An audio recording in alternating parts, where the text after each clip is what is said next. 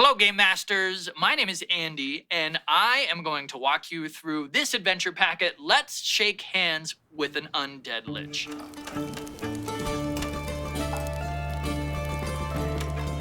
This game is for the Dead Wars, the biggest game of D&D ever played, and you can take this adventure to your party and play through this game.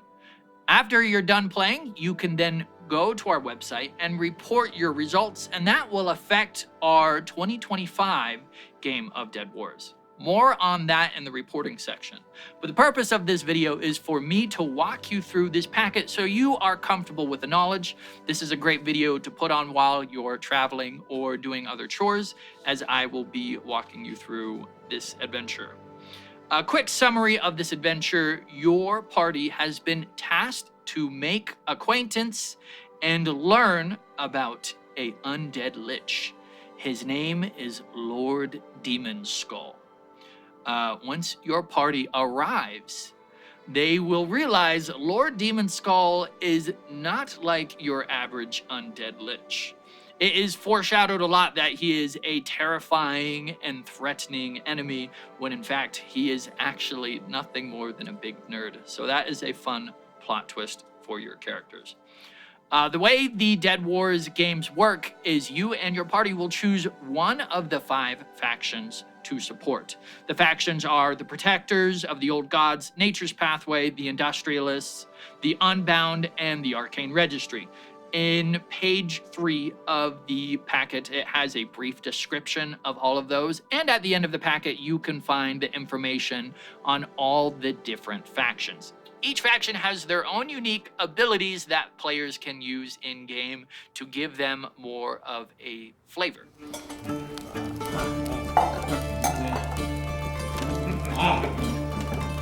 Once your players have chosen a faction, you will then turn to the page with the start of the adventure. Every adventure starts a little bit different depending on which faction your players have chosen from.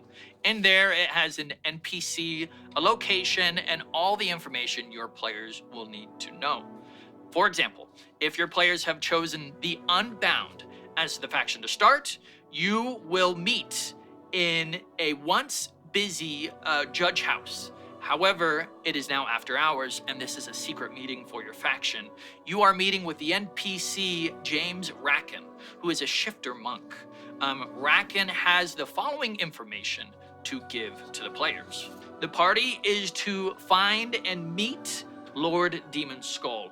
Lord Demon Skull is potentially a very dangerous lich. He has kept his identity and influence very secret up until recently. The different factions want to make contact with him to possibly see if he's a threat and hopefully possibly an ally for the factions. The party is to broker peace and, if possible, even persuade Lord Demon Skull to help aid their faction in the upcoming Dead Wars.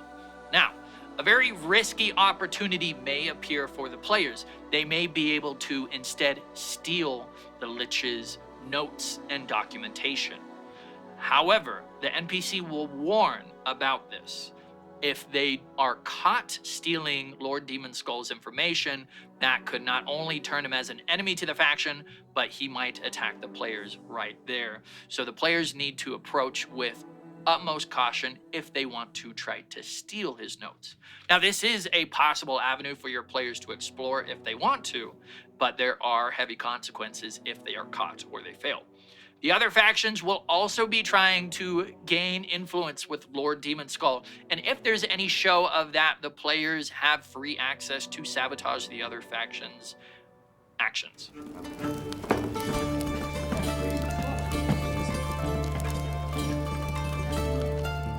Lord Demon Skull might have the knowledge to animate homunculi. Homunculi are inanimate objects that are brought to life through dark arcane powers. This is a power that hasn't been seen in Kingdom Grand in ages, but apparently Lord Demon Skull has access to it.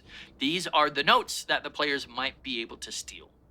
His lair seems to be hidden far away in a cave. However, the factions do know the general location, so the players will have to scout and find the cave. and make contact with Lord Demon Skull. After the NPC has given this information, the players will then travel for 3 days until they arrive to the area.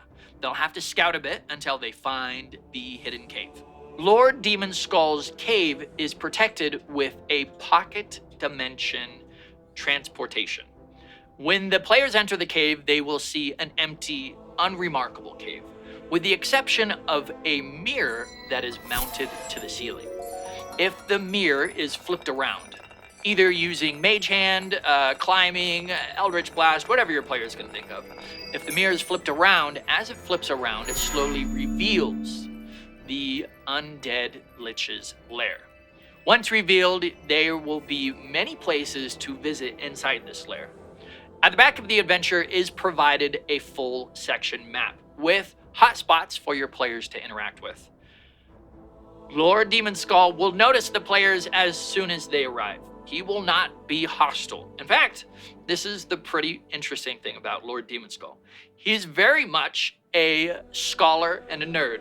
He will not be threatening in the least bit unless he is antagonized. He is more described as a shut-in nerd who doesn't have very good social skills than a threatening lich. The reason he became an undead lich was so he can continue his studies. The ability to forego sleep, eating, and any other bodily desire is the reason he chose to become undead, so he could focus on his research and reading every single book he wants to.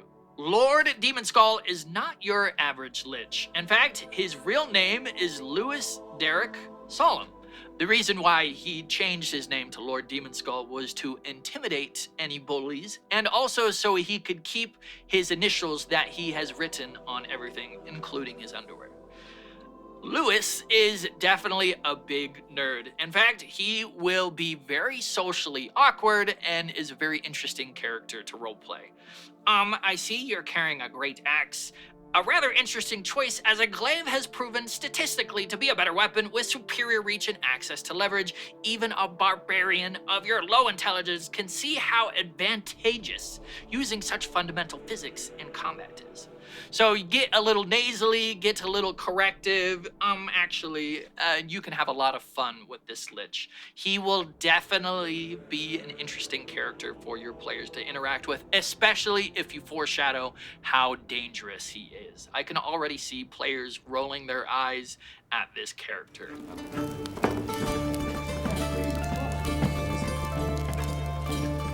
Let's go over some of the hotspots in the lair. You'll have the desk. This is the most interesting part in the cave because this has his notes. His notes are heavily guarded. He has a locked cupboard that is keyed and trapped. The only way to open it is to take the key off of his neck or with an exceedingly high lockpick skill. Once the cupboard is unlocked, there is a secret trap that will set an alarm off. If the players use the lich's key, or if they are able to disarm the trap, no alarm is sounded and the players are able to take the notes without the lich noticing.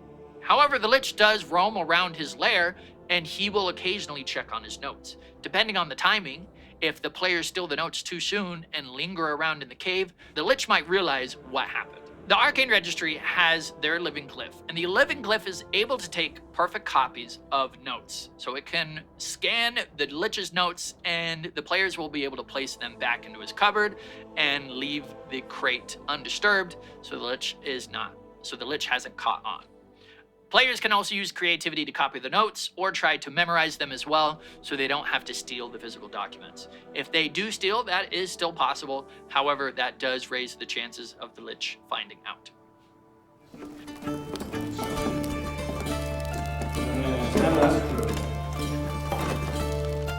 Now, the main mechanic of this adventure is persuading the lich. You have a simple D20 that you can place on a handout, and you're going to start the D20 facing up at 1. Anytime players take actions to persuade the lich, either through persuasion checks or through the provided following actions that they can take, you can raise the points on that D20. The maximum amount of points players can score is 20 points, and this is important to take note of because you will be reporting these for the adventure. Let's go over the different avenues that your players can help persuade the Lich. One of the objectives is combat testing. The Lich wants to test his new homunculi. He will only send one of them out to fight the party. These are a pretty tough enemy. The stat blocks are provided at the end of the adventure. If the players are able to defeat the homunculi, that will give good research notes for the Lich, and that should award 5 points. Another way players can get points for their persuasion is live study. The Lich wants to be able to study the movements and actions of the different players. So every player can put on a special set of bracelets. When they do, they can then perform a skill check, like performance, acrobatics, animal handling, something that their character will be good at. You can set the DC skill check anywhere between 10 to 15. The party is trying to make as many successful skill checks as there are party members plus 3. So let's say you're playing with a party of 5, your party needs to make 8 successful skill checks. This is before they make 3 failed skill checks.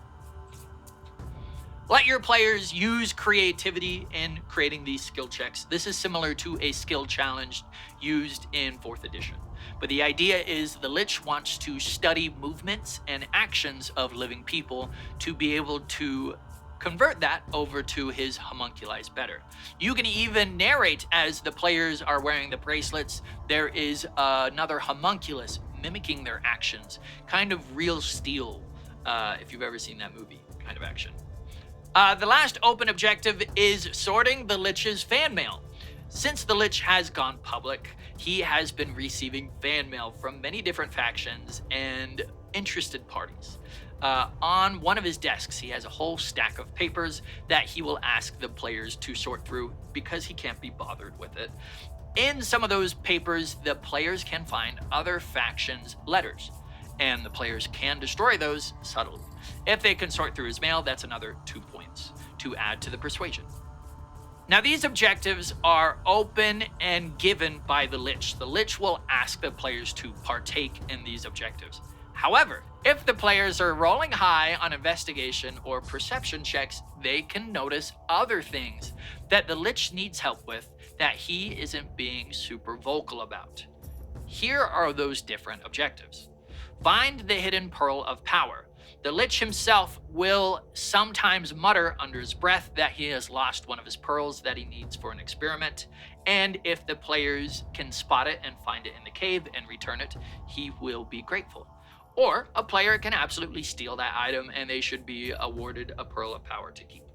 Another hidden objective is to help the Lich's helper. The Lich has a poor homunculi named Stick, a animated tree branch that seems to run around and do the Lich's bidding. However, it is very bad at whatever task it asks for. If the players take any mercy on Stick and help him with any action, the Lich will take notice of that and thank the players, and that can also score some more points. Now, each faction has their own unique way to help as well. You will have to look at each faction's notes here, but I will quickly go over them. If they are part of the Industrialist, they can help repair his machines. If they are part of Nature's Pathway, they can use plant growth to help shore up his cave walls. If they are part of the Protectors, they can help purify his corpse so it handles a lot better. If they are part of the Arcane Registry, they can help him improve his note-taking. And if they are part of the Unbound, they can help him build a new platform. These are things that only their faction can do to help persuade, and it gives good flavor for their faction to feel unique. Again, award this knowledge to players who are rolling well on any checks that they might be able to glean this knowledge. Lastly, you can award 2 points to players if they are just being creative. With that, that will max out 20 points.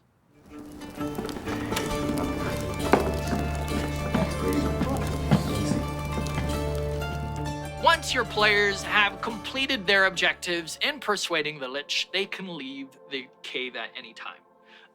He will thank them for their time and allow them to leave. Now, if your players have chosen to steal his notes, if your players have been continually harassive or argumentative of the Lich, he may turn hostile. There is a stat block for the Lich. It is a very high stat block. He is a well-trained wizard, and he does have other homunculi in the cave to fight for him. If the players do this, it is a very dangerous combat encounter. In fact, it could TPK a level 5 to level 6 adventuring group. And they should know that. That should be transparent knowledge to them. However, it is totally possible for them to do that, and even possible for them to destroy the Lich. Now, the Lich is undead, and he has a hidden phylactery away from the cave. So even if the players do destroy his body, he will resurrect in a later place. Take note, his skull and emerald eyes are nearly indestructible. If the players destroy his body, his head will be laying on the ground to curse at his enemies.